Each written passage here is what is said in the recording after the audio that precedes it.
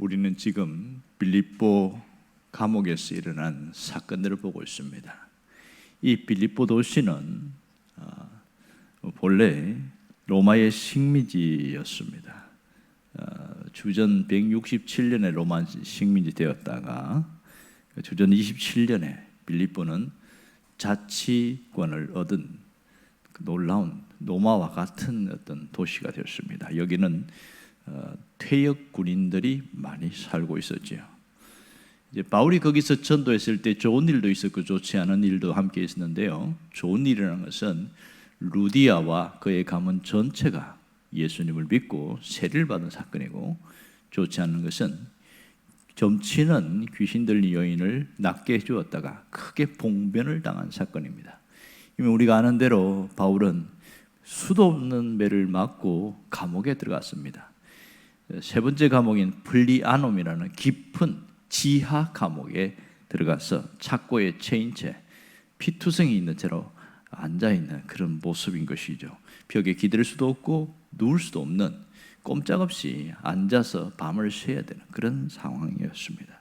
그런데 은은한 찬송 소리가 들리기 시작합니다. 그 한밤중에 아주 나지막히 들리는 찬양이 굉장히 좋았습니다. 오늘 우리가 주목해 봐야 될 것은 기도하고 찬송하였다, 이 부분입니다. 한밤중에 찬송을 한다, 쉽게 받아들이기 어려운 부분이죠. 그들의 상태가 어떻습니까? 온몸이 피투성이가 되고 만신창이가 되었어요. 그런 상황에서 찬송을 하는 것은 정말 어려운 일이죠. 또한 이때가 한밤중이라고 했기 때문에 그때는 모두가 잠을 잘 때입니다. 그러니 누군가가 일어나 찬송을 부르면 잠을 다 깨게 되겠지요. 그렇다면 어떻게 될까요? 짜증을 내거나 화를 내거나 소리를 지거나 폭언을 행하거나 그러겠죠. 특별히 이 감옥은 지하 감옥입니다. 흉악범들, 살인범들, 사형수들, 이런 자들이 함께 있는 지하 감옥에서 찬송을 한다는 것은 무슨 일이 벌어질지 모릅니다. 그리고 이 간수들이 있잖아요. 이 간수들이 그 찬송서를 가만히 듣고 있었겠어요? 결코 그렇지 않습니다. 이것은 마치 반항하는 것처럼 보여서 더 큰 불이익을 당할 수 있는 그런 여건입니다. 아마도 그 찬송 소리는 미친 사람 취급받기에 딱 좋습니다. 그들은 더 큰 어려움을 당할 수 있음에도 불구하고 한밤중에 찬송을 했다. 결코 쉬운 일이 아니고, 어떤 상식적으로 보면 찬송이 아니고 원망이나 한숨이 나와야 되는 것이 정상이지요. 그러나 그들이 기도하고 찬양했다는 것은 분명한 사실입니다. 어떻게 이런 말도 안 되는 상황에서 기도하고 찬송을 할 수가 있었을까요? 이런 극한 상황에서 찬송할 수 있는 비결이 뭐냐는 겁니다. 그것은 이 바울과 실라의 마음속에 감사가 있었습니다. 그 감사가 찬양으로 나타나게 되는데요, 그 근원의 깊이 들어가 보면 자신의 생명을 살려주신 하나님께 대한 감사였습니다. 바울은 이런 절망적인 상황 속에서도 하나님의 함께 하심을 알고 있었기에 그것이 감사한 것이죠. 그 감사가 찬양으로 고백되어진 것입니다. 아마도 그럴 겁니다. 처음에 기도하다가 하나님 감사합니다, 이렇게 살아있는 것도 감사하고 죽어도 여한이 없습니다, 하나님 감사합니다, 이렇게 하다가 곡조가 붙은 찬양이 흘러나올 겁니다. 아마도 유대인들은 시편 23편의 말씀을 굉장히 즐겨서 곡조를 붙여서 찬양을 했습니다. 그렇다면 바울도 그런 면에서는 여러 가지 면에 뛰어난 사람이니까 아마 그런 찬양이 나오지 않았을까 생각을 합니다. 자, 이 감사가 담겨 있는 찬양, 그러면 그들이 그냥 감사가 나올 수 있냐는 거예요. 결코 쉬운 일이 아닙니다. 사람이 극한 상황에 몰리고 아주 고통스러운 상황 속에 감사하는 것은 딱 두 종류입니다. 제정신이거나 아니면 뭔가 특별한 것을 깨달았거나, 둘 중에 하나겠지요. 이 바울과 실라는 무엇이 있었을까요? 그것은 현재의 모든 상황을 은혜로 재조명했기 때문에 가능한 일이었습니다. 그들은 지금 당한 고난을 은혜로 재조명했고 재해석했기 때문에 감사할 수 있게 된 것이죠. 모든 현실, 모든 상황을 은혜의 프리즘 속에 집어넣으니까 모든 것이 재조명되더라는 겁니다. 그러니까 그곳에서도 감사할 수 있게 되었습니다. 그 결과 무슨 일이 일어났습니까? 하나님이 그들에게 행한 일이 뭐예요? 세 가지를 알 수 있는데, 하나는 회복이었습니다. 하나님은 이 속에서도 그들을 어루만져 주신 거예요. 만신창이된 몸을 어루만져 주시고 그들의 마음을 회복시켜 주셨음이 분명합니다. 또한 그들에게 자유함이 있었습니다. 그건 뭐예요? 오늘 읽은 말씀처럼 지진이 일어나서 감옥이 활짝 열리고 그들이 발에 묶여있던 그 착고도 자물쇠가 다 열려버렸어요. 자유함이 있었습니다. 세 번째는 구원의 역사입니다. 간수가 구원받는 놀라운 일들이 바로 이 기도와 찬양을 통하여 시작되었다는 것을 우리가 알아야 합니다. 혹시 여러분들은 문제가 있고 어려움을 당했을 때 입술에서 무엇이 나오던가요? 과연 찬양이 흘러나오는 적이 얼마나 있는지 오늘 우리가 한번 돌아봐야 됩니다. 일반적으로 상당히 좋지 않은 일이 생기면 분노나 원망이나 그런 불평이 튀어나오게 되어 있습니다. 이게 현실이거든요. 특별히 나의 잘못이 아니라 억울하게 무슨 일을 당했을 때는 견딜 수 없는 격한 감정이 계속 그 사람을 지배하게 되어집니다. 그리고 감당할 수 없는 그런 일들이 내게 계속 짓눌리면 좌절감과 우울한 마음으로 계속 힘들게 살아가는 것이 현실입니다. 그런데 이 바울과 실라는 이러한 속에서 그들의 모습이 달랐다는 것을 우리가 깊이 생각해야 됩니다. 모든 사건, 모든 환경 속에서 우리도 재조명을 하게 된다면 우리도 달라질 수 있는 것이지요. 내가 직면한 현실을 은혜로 재조명하면 반응이 달라지겠죠. 고백이 달라집니다. 감사의 고백이 흘러나올 수 있는 겁니다. 그것에 곡조가 붙어지면 찬양이 될 수 있는 것이죠. 여러분, 오늘 우리 자신을 가만히 돌아봐야 됩니다. 내 자신의 은혜가 머물고 있는가, 아니면 다른 것이 머물고 있는 것인가? 내 안에는 은혜가 가득 채워진 것인가, 아니면 은혜가 점점 메말라지고 있는가? 이걸 한번 돌아볼 필요가 있습니다. 오늘 이 기도하는데도 낙심이 찾아오는 이유는 왜 그럴까요? 왜 열심히 주님을 섬긴다고 하는데 한숨만 나오는 것은 왜 그럴까요? 그것은 하나님의 은혜를 부어주지 않아서 그런 게 아니에요. 말씀을 듣지 않아서 그런 것도 아닙니다. 그것은 내 마음 어딘가에 구멍이 났기 때문에 그렇습니다. 구멍이 나면 아무리 채워도 갈급하고 메마르고 힘이 들어요. 살아갈 힘이 약해지게 됐습니다. 그 구멍을 채우는 비결을 오늘 바울이 말하고 있습니다. 그것이 뭐예요? 바로 감사의 고백으로 나타나는 찬양이다, 이렇게 말합니다. 그들은 감사의 고백이 담긴 찬양이 그들의 영혼을 감동시켰고 그들의 마음과 몸을 온전히 회복시키는 놀라운 역사가 있었습니다.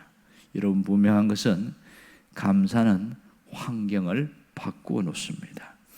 의도적으로 감사하면서 살아갈 때 환경이 달라지는 일들이 종종 일어납니다. 감사하는 그때부터 보이지 않는 환경에 변화가 생기는 것을 알 수 있습니다. 제가 오래전에 읽은 멀린 케드로스 목사님 계세요. 이분 군목인데요. 그분이 자기 신의 경험을 쓴 책인데 제법 두껍습니다. 제목이 뭐냐면 감옥 생활에서 찬송 생활로, 하도 오래돼서 요즘 절판되었더라고요. 감옥 생활에서 찬송 생활로. 그 당시에 굉장히 많이 팔렸습니다. 이 속에 보면 여러 가지 이야기 나오는데 때로는 말도 안 되는 것 같은 사건들이 자신이 경험한 얘기를 말하고 있고, 그 속에서 가장 핵심 뭐냐면 감옥 같은 그런 현실 속에서도 찬송하고 그 감사함으로 찬송할 때 문제가 해결된더라. 핵심은 그거예요. 여러 가지 사건들을 쭉 나열했는데 핵심은 감사를 쏟아보라고 합니다. 이 멀린 케드로스가 강조한 게 뭐냐면 삶에 문제가 생기면 무조건 감사를 쏟아부어라. 그것이 그의 메시지였습니다. 이것은 단순한 긍정적인 사고하고는 다릅니다. 감사는 위대한 능력이 있다, 그런 얘기를 합니다. 한 번은 이런 얘기가 있더라고요. 어떤 분이 신실하게 신앙적으로 살려고 하는데 그만 직장에서 쫓겨났습니다. 아부하는 사람은 직장에 남아있고 신앙으로 사는 사람은 쫓겨나고, 기가 막힌 것이죠. 자, 이렇게 상황에서 이곳저곳 또 이력서를 넣는데 금방 취직할 줄 알았는데 안 되는 거예요. 자꾸만 어려워지고, 그래서 마음이 지치기 시작하는데 무려 1년 넘게 실직을 했습니다. 그러다 보니까 경제적으로 궁핍해지죠. 삶이 피폐해지고 신앙도 추락하기 시작하고. 그런데 주일날 갔더니 목사님이 무슨 얘기하냐면 데살로니가서 말씀을 갖고 범사에 감사라, 그 말씀을 갖고 감사에 대한 설교를 한 거예요. 그때 이분이 굉장히 은혜를 받고, 아, 내가 감사가 없어졌구나, 감사를 잃어버렸구나. 그러면서 감사하려고 자기 현실을 보니까 감사할 게 하나도 없더래요. 자, 돈은 떨어졌죠. 주변은 너무 힘들죠. 직장은 없죠. 뭘 감사해야 돼? 뭔가 있어야 감사하지. 아무것도 없는데 뭘 감사해야 되나? 그러다 가만히 생각하다가 딱 한 가지 찾았어요. 그래도 건강은 하니까 하나님 건강 주심을 감사합니다. 그러면서도 한참을 생각했어요. 이래저래 보니까 그래도 아직 집이 있더래요. 물론 자기 집도 아니지만 말입니다. 그래서 하나님 살 집이 있음을 감사합니다. 고민하면서 찾고 찾으면서 같은 이야기를 반복하는 거예요. 하나님 건강 주신 것 감사하고, 집 준 것 감사하고, 이혼 안 하는 것도 감사하고, 자식들이 있는 것도 감사하고. 계속 그러니까 늘 이 사람은 돈 걱정, 자식 걱정, 직장 걱정, 뭐 이 맨날 걱정이 자기를 항상 그림자처럼 따르는 걱정이 감사를 했더니 쑥 사라지더라는 거예요. 그게 희한한 경험이라는 거예요. 걱정이 갑자기 없어지는 거예요. 내가 미쳤나? 왜 걱정이 없어지지? 이상한 데였네? 그러면서 이제 이 첫 번째 없어진 거예요. 그 다음에는 두려움이었습니다. 끊임없이 자신은 늘 걱정과 함께 사촌처럼 따라오는 게 두려움이었어요. 두려움이 작은 일에도 막 두려움다는 거예요. 아, 그 뭘 그 두려워하냐고. 그 자기는 두려운 거예요. 그게 싹 사라지는데 희한한 것은요, 또 하나 사라진 게 있어요. 과거에 대한 후회입니다. 늘 내가 그때 이렇게 했더라면 직장에서 쫓겨나지 않았을 거 아닌가. 끊임없이 과거에 대한 후회, 그것이 자기를 사로잡고 있는데 툭 떨어져 나가는 그런 느낌이 들었대요. 어떻게 하냐? 마음이 시원해지더라. 그 얘기하는 겁니다. 그래서 그 감사를 이분은 하루 종일 실천했다고 그렇게 표현하는데, 며칠이 지났는데 갑자기 이력서를 넣었다가 퇴짜마자 어느 한 군데에서 전화가 왔습니다. 아무개님이시죠? 이러는 거예요. 예, 맞습니다. 저희 회사에 출근할 수 있습니까? 아, 물론이죠. 왜냐하면 거기에서 잘 다니는 사람이 갑자기 뭔가 사고가 생겨가지고 그만두게 되는 겁니다. 그런 일이 생겨서 이분이 가게 된 희한한 일들이 생겼어요. 그래서 그가 마음에 감사를 했더니 1년 동안 취직을 못했던 그 상황에 하나님이 이 상황을 풀어주시는구나, 뭐 그런 얘기가 있어요. 그 내용을 보면 되게 황당한 얘기들이 또 있는데, 보면 어떤 분이 이제 미국에서 북쪽에 사는데 북쪽이 춥잖아요. 보면 영하 40도가 되는데 집에 딱 들어갔는데 싸늘한 냉기가 있어도 막 갑자기 막 속이 상하더라는 거예요. 아니, 왜 이렇게 춥냐고 확인해 보니까 보일러가 고장이 났는데 자기는 보일러를 고쳐본 적이 없대요. 너무 추워가지고 비비고 뭐 해도 뭐 워낙 추우니까. 그래갖고 이분이 거기서도 감사하는 것을 해봤다는 거예요. 그래서 감사를 자꾸 하다 보니까 입이 덜덜 떨리잖아요. 그런데 송풍구를 확인해봐라, 그런 소리 들린다는 거예요. 처음 듣는 마음의 음성이죠. 송풍구가 뭐 있더라? 이거 뒤져보니까 뭐 어디 있더라고요. 송풍구 봤는데 뭐가 있는데 이게 보일러 같긴 한데 자기는 한 번도 만져본 적이 없는 거예요. 거기 보면 금속판이 있는데 그걸 열어보라, 뭐 그런 음성이 들렸더래요. 희한하네 이러면서 열었더니 그 플러그가 이 접속된 게 빠져 있더라는 겁니다. 그걸 탁 끼워갖고 버튼을 누르더니 윙 하고 돌아가는데, 아이 보일러가 정상 작동되는 거예요. 자기가 깊이 깨닫고, 감사를 할 수 없는 상황에서 감사를 하니까 희한한 일이 생기네. 그러면서 그분의 삶의 방향이 완전히 달라지는 그런 일이 있던 겁니다. 여러분, 인생을 바꾸려면 내 습관부터 바꿔야 됩니다. 불평하는 습관이 감사하는 습관으로 바뀌어질 때 말이 달라지고 삶이 달라집니다.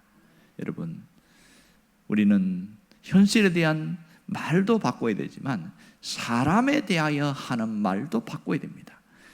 부정적으로 말하던 것이 긍정적으로 말을 하게 될 때에 집안 분위기가 달라지고 주변 상황이 달라지게 됩니다. 어떤 분은 부정적으로 말하는 게 몸에 배어 있어요. 처음 하는 말이 그거 안 돼요, 그건 못해요, 뭐 늘 이렇게 하는 게 습관되었어요. 그런데 말을 딱 바꾸었습니다. 한번 해보겠습니다. 자신 없지만 내가 해볼게요. 그러면서 말이 바뀌니까 주변 사람들이 자기를 굉장히 좋아하더래요. 그러면 입에 불평만 튀어나왔다가 불평만 나오면 입을 때려갖고 입이 벌겋게 달은 적도 있는데, 그러면서 자기가 말 바꾸려고 감사로 바꾸었더니 자기가 제일 행복한 사람이 누굴까? 자기 자신이라는 거예요. 와, 내가 이런 중요한 비밀을 모르고 살았네 이러면서 내가 감사로 살아가니까 모든 게 좋아 보이는 거예요. 이 사람도 착해 보이고 저 사람도 착해 보이고 상황이 다 좋게 느끼는 겁니다. 눈이 달라지게 되는 것이지요. 오늘 감사가 실려있는 찬양은 우리의 마음을 바꾸고 우리의 환경을 바꾸고 우리의 삶을 온전히 새롭게 한다는 것을 잊지 않기를 바랍니다. 여러분이 이러한 사람으로 살아가기를 주의 이름으로 축원합니다. 기도하겠습니다.